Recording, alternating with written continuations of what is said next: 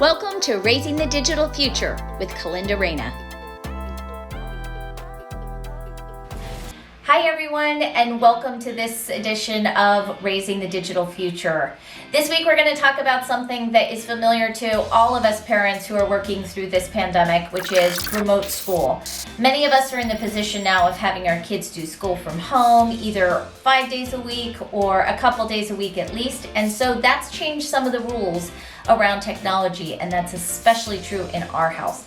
We used to have some really strict rules around no tech in your bedroom, iPad time had to be earned, and it was not something that you could go pick up your PC or your iPad to do something fun during the school week. It was really limited to weekends.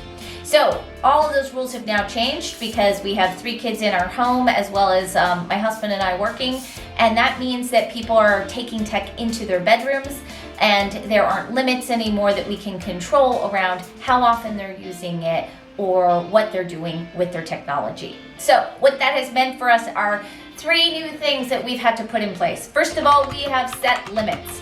And they're new limits that take into account school. That means that our kids are allowed to have tech in their rooms, but at night the tech has to be checked in downstairs in the kitchen after 8 p.m. So that may work for your family, it may not, but the key is having a discussion around how you limit technology and your kids' use of it during this pandemic, and how you determine what's okay for school time versus what's okay for non-school time being on technology.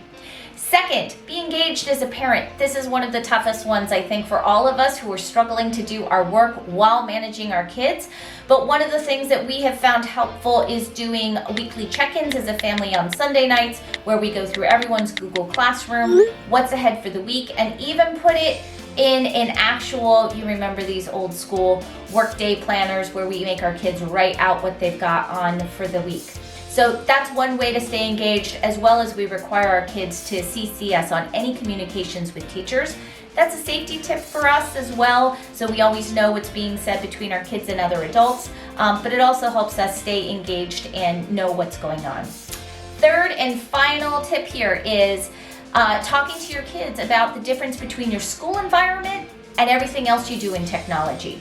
So what you do at school may be acceptable because you're at school. Example here, first day of kindergarten for my daughter, she was required to take a selfie of herself and then record a video and share it with all of her classmates. We had to have a really important discussion about why that was okay, because she was sharing it in a safe in-school environment, and it was an assignment from a teacher and something she was sharing with other students in the class who she was going to get to know. That would not be okay, though, if she was to do that with people she didn't know, or if it was outside of the school environment. So have those conversations with your kids about the difference between what they're doing in school and what is okay in regular life using tech. So those are my tips for this week. I hope it helps you, and looking forward to our next edition of Raising the Digital Future. If you have comments, please leave them below.